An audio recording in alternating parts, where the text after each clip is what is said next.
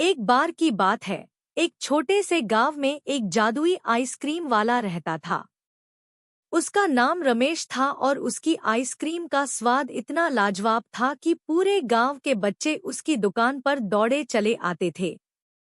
लेकिन रमेश की आइसक्रीम में एक खास बात थी। वह आइसक्रीम खाते ही बच्चों की कोई भी एक इच्छा पूरी हो जाती थी। रमेश ने यह जादुई आइसक्रीम एक पुराने साधु से सीखी थी, जिसने उसे एक रहस्यमयी जड़ी बूटी दी थी। जब रमेश इस जड़ी बूटी को अपनी आइसक्रीम में मिलाता था, तब वह जादुई हो जाती थी। लेकिन रमेश ने यह बात किसी को नहीं बताई थी।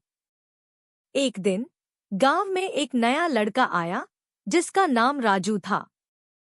राजू ने गांव के बच्चों से रमेश और उसकी जादुई आइसक्रीम के बारे में सुना।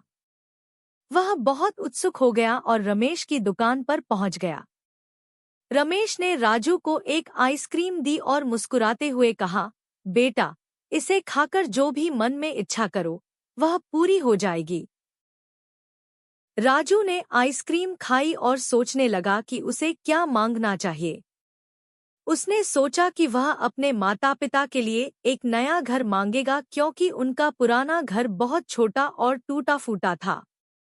जैसे ही राजू ने यह सोचा, उसकी आइसक्रीम खत्म हो गई और अचानक से एक बड़ा, सुंदर घर उनके पुराने घर के सामने प्रकट हो गया।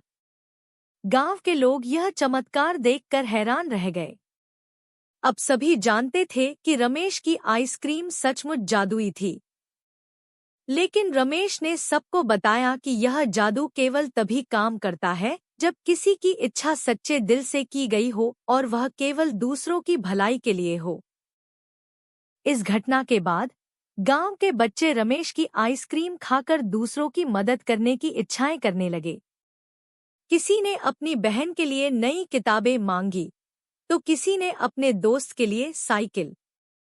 धीरे धीरे गांव में खुशहाली फैल गई और रमेश की जादुई आइसक्रीम की कहानियां दूर दूर तक फैल गईं। और इस तरह रमेश का छोटा सा गांव एक आदर्श गांव बन गया, जहां हर कोई एक दूसरे की मदद करता था और सभी खुशहाल रहते थे। रमेश की जादुई आइसक्रीम ने सबको यह सिखाया कि सच्ची खुशी दूसरों की भलाई में है।